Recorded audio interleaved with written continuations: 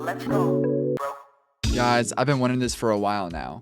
How are people still sleeping on VeVe NFTs? It just makes no sense. For whatever reason, prominent and plugged in people deep in the NFT and Web3 space still have not recognized the magnitude of the IP that VeVe is releasing as NFTs. I've seen so many tweets of people with a Bored Ape Yacht Club profile picture or .eth in their username, or even people as prominent in the NFT space as Gary Vee speculate about, oh, what if Disney dropped NFTs? What if Marvel or Star Wars, what if they got into the space? That would be massive, that'd be huge. Little do they know that those have all been here for quite some time now. Not only have they been dropping, they continue to drop at rapid pace. We get comics pretty much every week, and one of the biggest characters of all time dropped not too long ago, that being Anakin himself, Darth Vader. In today's video, I'll be showing you guys some examples of people who had said that, and I'll be responding to them, and I'll be really emphasizing the fact that we're still so early into VeVe and how many people have not recognized the opportunity, and how once this does become mainstream, how it could be extremely lucrative for us investors. And of course, this video is not financial advice and will never be financial advice. So I'll be starting off here with a tweet from Ryan Sean Adams where he says, Disney's Mickey Mouse copyright is over in 2024. Just in time for the next NFT bull market, let 1,000 Mickey NFTs bloom. I'm sure I know what all of you are already thinking.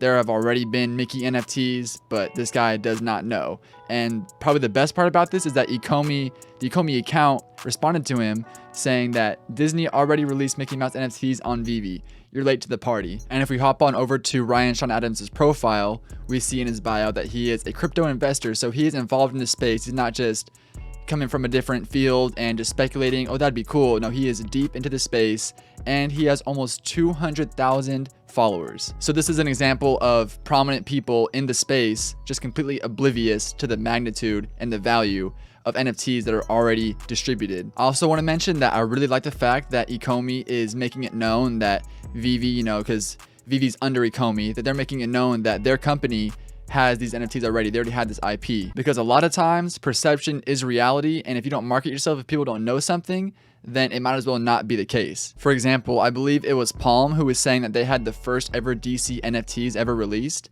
And then we're all like, wait, hold on. We got Batman, we got Harley Quinn, we got the Joker, we got all these already on VeVe. They've been on VeVe for a really long time. How are these the first? And after some pushback, one of them did acknowledge that VeVe did release DC first, but then they made the distinction that there's different companies, DC and DC Direct. The point I'm trying to make is that a lot of times people will try to run with, what works best for them, what gives their company the most publicity, the most marketing potential by saying, oh, we're the first. And, they can maybe leave out a few technicalities. So the fact that Ecomi is making it very clear that they're the first, they already have it, I think that would go a long way in the value of these collectibles, because firsts are extremely important. And if a first is unknown, then might not do as well. And it's also just nice seeing that the company that we're invested in really push their weight around and let it be known how much of a force they truly are. And you guys already know that the VeVe community was letting him hear it about Mickey Mouse already being an NFT on VeVe. Gotta love it. Now, the next tweet that I want to highlight is from Chris Cantino, who, as you can see, .eth in the username, got a CryptoPunks profile picture, and he has about 126,000 Twitter followers. So again, very prominent. Along with that, also verified. And so this tweet says, PFP, which means profile picture, PFP meta will come and go, and there are certainly more use cases for NFTs. That's true. But it's increasingly likely that some of the greatest IP franchises of the future will be born on-chain. The next Star Wars, Marvel, or Harry Potter might start off looking like your favorite PFP project. Now, I get what he's trying to say with this one. I know he's not saying that, oh, it'd be cool if Marvel or Star Wars had a PFP NFT project. I know he's saying that the next company as big as that might start off as a PFP project. But what I would say to that, and my outlook on it, is that I'm not going to take a bet. I'm not going to take a risk on one of these random profile picture projects becoming one of the biggest media franchises of all time, such as the ones that he listed. I'll just go for the ones that are already established and invest in their IP that is coming out right now. I'm sure there'll be a few people who get crazy rich because they hit the jackpot hitting one of these right companies, maybe CryptoPunks or Bored Ape Yacht Club, they'll grow into be one of these. I don't know. Honestly, I don't think that's likely, but like I just said, I would rather bet on the established ones and not have to take a chance on one of these becoming as big as these massive worldwide decade-long franchises. I really don't think that we should overthink this. I don't think we need to be thinking, oh, what's going to be the next Star Wars that's going to start off as an NFT? I'm going, okay, Star Wars, one of the most popular franchises ever, Disney, one of the biggest companies ever. That's where I'm going. I'm not overthinking it. What I want to show next is something that a lot of you may have already seen if you've been on Twitter, if you're really connected to the VeVe community, but it is an interview between Gary Vee and Adam22. So I'll play part of it and I'll talk about it afterwards. So let's go check it out.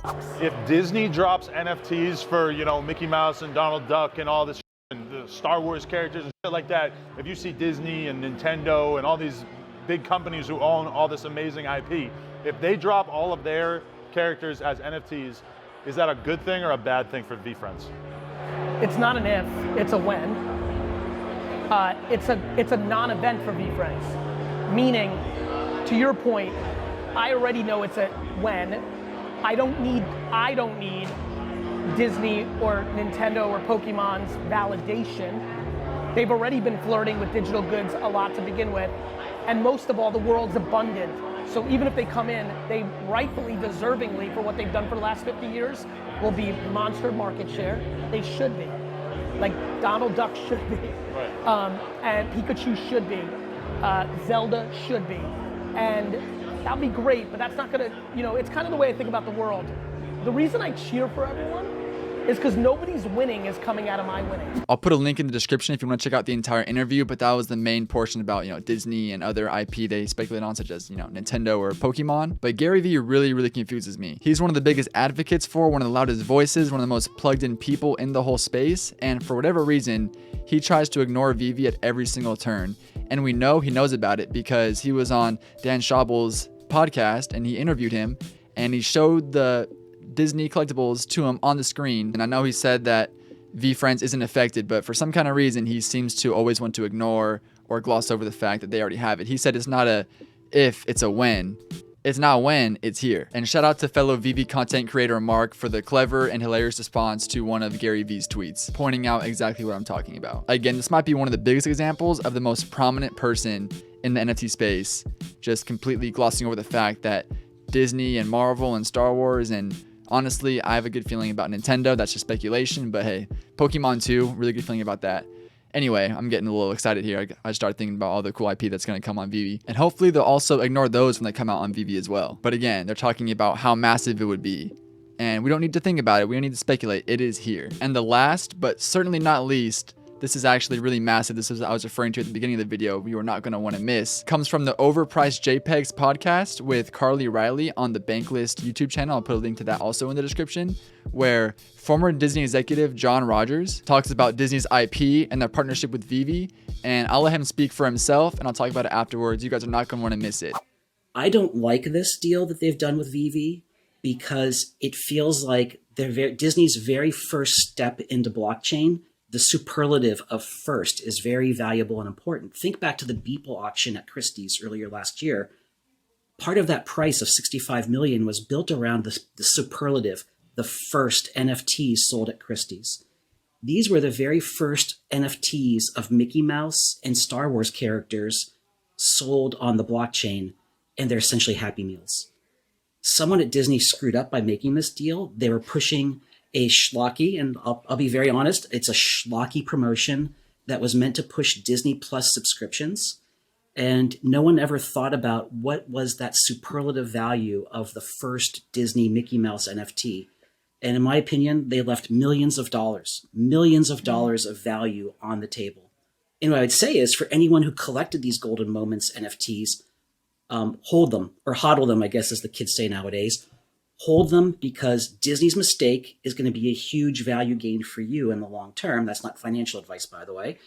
But hold those because when the mainstream Disney collectors start coming into the space, they're going to be looking for those first Mickey Mouse NFTs, and they happen to have been these Golden Moments projects.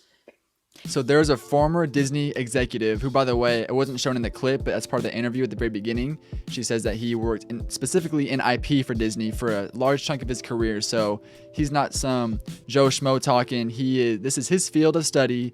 This is his expertise with tons of experience for one of the biggest companies in the world. And he is saying that Disney left millions on the table by letting VeVe distribute their extremely valuable IP. So there are a ton of influencers who are completely just disregarding VeVe. They are sleeping hard on it. They're snoozing. They're in that REM cycle.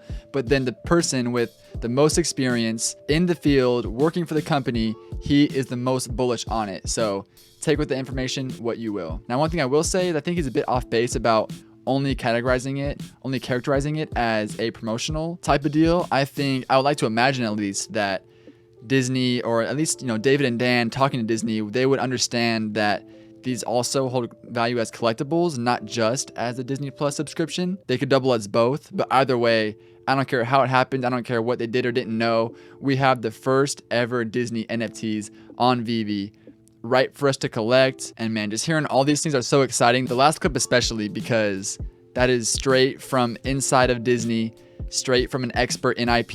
And he seems to be very, very bullish on these NFTs as the future goes on. And what do I always say on this channel?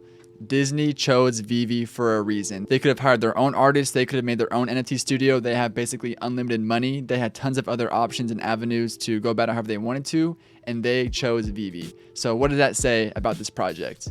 I don't know, you let me know. And as for all the other things I showed you guys, that just shows you how early we are, how unknown VeVe still is relative to the NFT space, let alone the entire world, and how good of an opportunity this is. I'm really not sure why this phenomenon happens with VeVe specifically. Maybe it's because you can't move them off app, or you can't do other like normal NFT things that people would expect in the Web3 community. Maybe it's just that when people think of NFTs, they think of things like Bored Ape Yacht Club and other profile picture type projects, or maybe they just haven't done research into the broader space and they just know what's right in front of them and what they're familiar with. Whatever the reason is, I don't really care. I'm happy that they're sleeping on it. I'm happy that we had the chance to collect more, stack more, just continue to accumulate, because I really think it's going to pay off for us, guys. So if you're convicted in this project and if you believe in it, I think there's nothing to worry about, and I think we are in good hands going forward. And if you're still not convinced, I will end this video with some very exciting words from John Rogers himself when it comes to us investors, as collectors. But before I do that, I just want to say thank you very much for watching. This has been NFT Flenny. Like if you liked, dislike if you disliked, comment if you got something to say, and subscribe if you're enjoying the content. Here's the video, and thank you very much for watching. Peace, guys. So somehow the deal got made. They did it. So the collectors did they come away. They're going to come away with a great product, and they're going to be very happy in a couple of years if they hold those products.